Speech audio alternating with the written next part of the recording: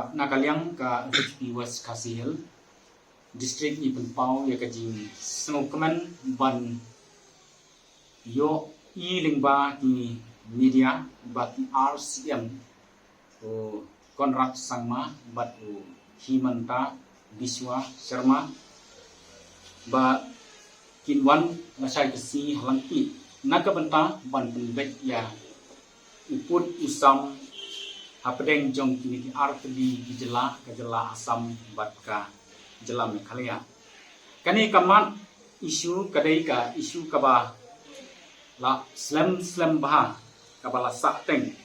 daki paus nam kaba nirakmi enti bana kawai ke sorkar syakawai ke sorkar Henry kinumla ban penbek bat kaba snusi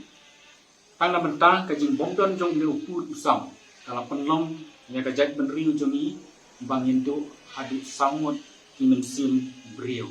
tu jongi nakaliang jongi ka sang bispi ira kerman skam bahkan ni ka kenti ka pemerintah hapedeng jong ki RCM bakin la ban penbek no bat ira kerpat juri ki ba kin penbek no mardor ya une uput khnang ba nin yu ino ya kanu ka jaka jongka Meghalaya bat nani ya kanu ka jaka jong ka Assam bat hakaju ka por ni ra kerpat ru bakin penbek ya uput usam katkum uput jong ka joki hima khasi hapo jong ka jimpet jong ka khadisi bat kumjuro bakin sngap ya kasur jong upat ba jong kitei itai bat kamde la kumno bakan le jubot nakaliang jong ka FPP West Kasihil nira ai ke jingkersang ka bapura ya kani ke jingwan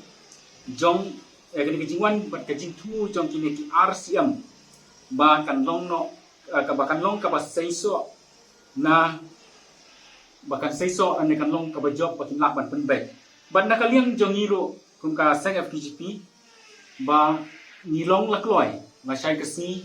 ban yasin ranlang bat kini ki RCM jong ki artli ki sorkar bat ringkat jong pa jong kathan ban yasa khilang ban don lang Kasihil district. Today we would like to thank both the government that Meghalaya and Assam for taking initiative to settle the border areas tomorrow. That is the 16th November 2021. We also request both government to honor the sentiment of the people of those areas who living in those areas and also settle the matter as soon as possible.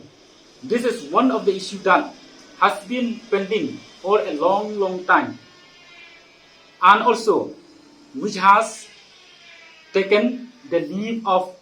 the people in year before. We would also like to request both the CM to settle these issues and to clear out the doubt of the people whether their land belong to Assam or Meghalaya. As we as the FPGP West Kasihil will also be a part of the team tomorrow at Langpi to assist along the 2 CM of this state and also the people of this area. Thank you.